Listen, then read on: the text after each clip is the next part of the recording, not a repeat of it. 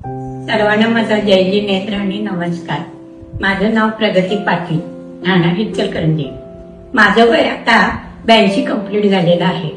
मला वयोमानाप्रमाणे बराच त्रास सुरू झाला होता, म्हणजे धाप लागायची, गुडघे दुखायचे, सांधे दुखायचे, खांदे दुखायचे, कधी मनगट दुखायची, कधी पोपर दुखायचं, असं संधिवाताचा मला बराच त्रास होता।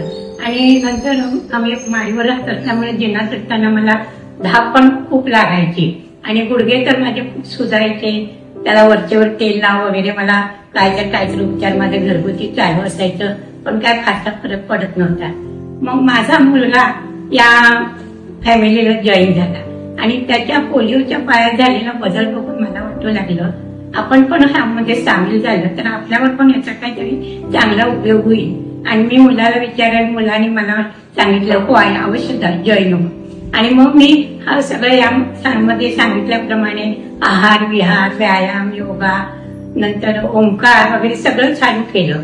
आणि मला ब्लड प्रेशरची गोळी होती, रक्त पातळीची गोळी होती, नंतर धापेवरची गोळी होती, गुडघ्यावरची गोळी होती, या सगळ्या गोळ्या माझ्या चालू होत्या। पण हळूहळू माझं सगळे सांधे दुखी गुडघे दुखी सगळी कमी झाली, माझी गुडघ्याची गोळी बंद झाली, माझी ब्लड प्रेशरची गोळी बंद झाली आणि माझी धाप लागणं पण कमी झालं।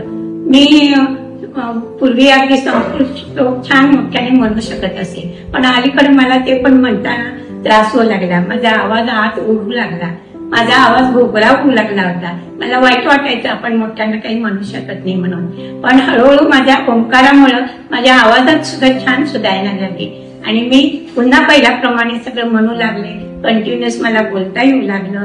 त्या सगळा हा परिणाम आहे तो ह्या आपल्या शतायुषी जो परिवार आहे त्याचा आहे आणि त्याची मी खूप खूप ऋणी आहे। नमस्कार।